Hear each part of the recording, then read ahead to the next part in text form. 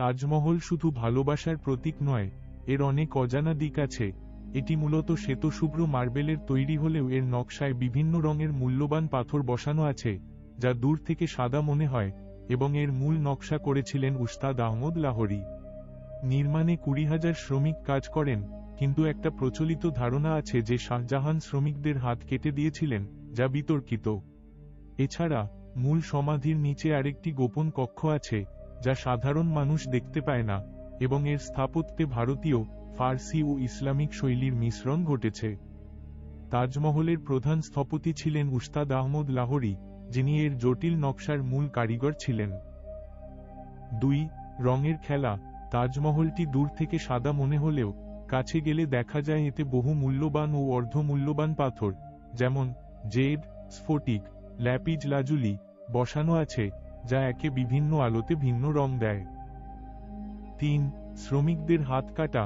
একটি প্রচলিত জনশ্রুতি আছে যে শাহজাহান শ্রমিকদের হাত কেটে দিয়েছিলেন যাতে তারা এমন কিছু আর তৈরি করতে না পারে, যদিও এর কোনো ঐতিহাসিক প্রমাণ নেই।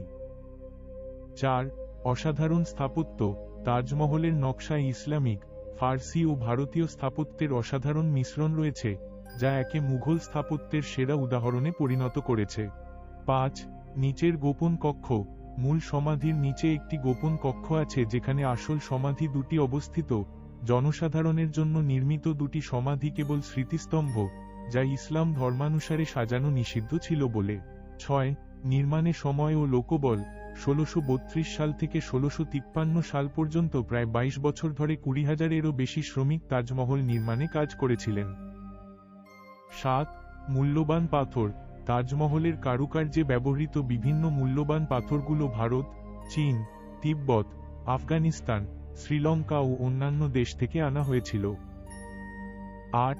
কালো তাজমহলের গুজব। শাহজাহান যমুনা নদীর ওপারে কালো মার্বেলের একটি প্রতিরূপ তৈরি করতে চেয়েছিলেন, কিন্তু তার পুত্র আওরঙ্গজেব তাকে ক্ষমতাচ্যুত করাই তার হয়নি। এবং 9. ইউনেস্কো বিশ্ব ঐতিহ্য।